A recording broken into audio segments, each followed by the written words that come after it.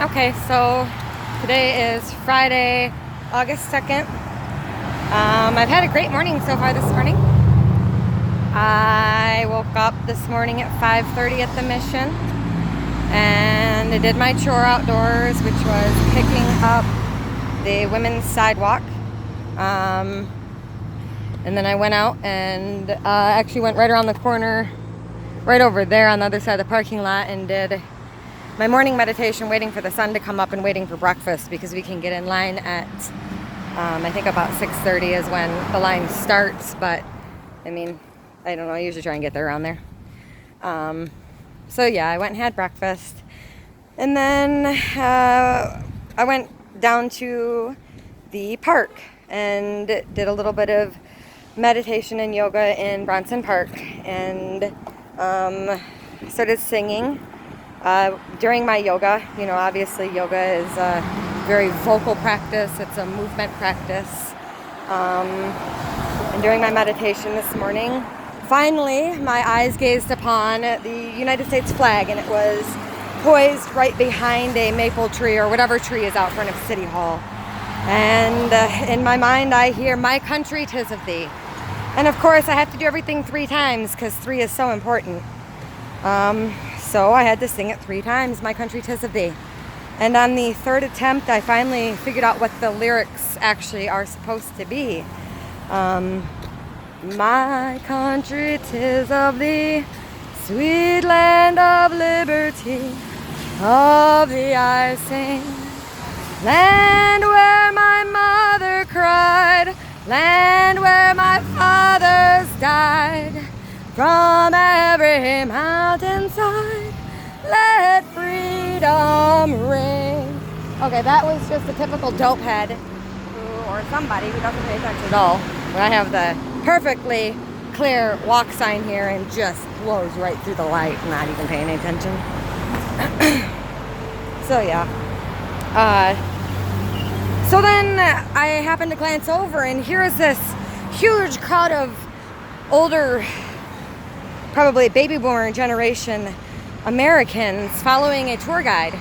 And she is, I didn't actually catch her name, but she worked for the city, and she was giving a historical preservation tour basically of the buildings and some of the history of downtown Kalamazoo, during which we touched on such controversial topics such as the closure of the trolley system in Kalamazoo during a bitter strike in the, I believe it was late 1800s, early 1900s, and when they bulldozed and destroyed many of the train stations and train infrastructure in the area, which we're going to bring back, by the way. I fully intend to, and nobody likes to hear this, but I fully intend to revitalize the train economy in this country.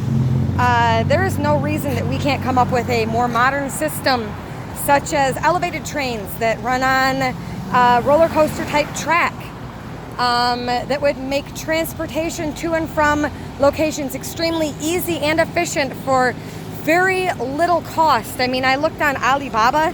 You can get a whole entire roller coaster for $200,000. Do you know how much track we would need to get to, let's say, I don't know, Chicago, Detroit? Really not that much track, especially if it's just like a T-beam and I-beam. There's all sorts of great designs out there right now of single beam tracks for trains, for roller coaster systems. There's no reason why we couldn't implement that into a very viable solution for a modern train system. Get these tracks up off the ground, get our people moving in an efficient manner. Get rid of this archaic automobile technology from the 1900s that we are so heavily reliant upon, and that we just insist on beating to death that fossil fuels are the only solution. Well, unfortunately, in 2019, it has been proven beyond a reasonable doubt that there are so many viable options for energy that damming our waterways and destroying our beautiful society is no longer a viable option. It's time to wake up, people. So yeah, that was the first part of what we talked about. I mean, I really touched on all of it, but she so eloquently put it. Oh, this was the pinnacle. Oh, this was the pinnacle. So we hit the park, and she's talking about how Kalamazoo built the first jail, and where they built the first jail was on that hill in Bronson Park. You know what hill I'm talking about? You know, that little hill right next to the stage. She said that was the first jail, and that's how she described it. And I was like, whoa, wait. I was told that was the Indian mound. She said it is the Indian mound. I said, wait. You mean to tell me that the Indian mound was the first jail?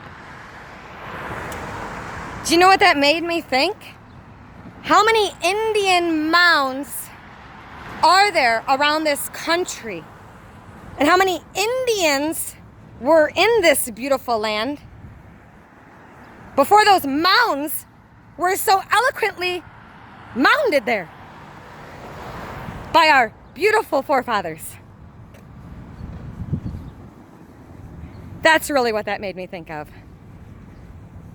So yeah, that was the icing on this morning's cake. You know, damming the waterways and actually calling them dams isn't enough. You know, they shove it right in our face. They literally tell us we dammed the waterways. Yeah, you really did dam the waterways. You've literally poisoned society by damming waterways.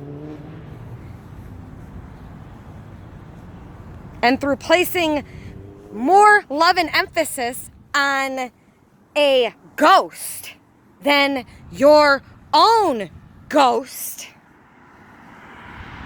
you have caused more damage than good. You have to love one before you can love two. You have to fully love one before you can love two. Do you understand that? Is that clear? Does it make sense? Because it makes sense to me. And I really hope this makes sense to you. I love you all. More than I can imagine. Really. Like, there's that much.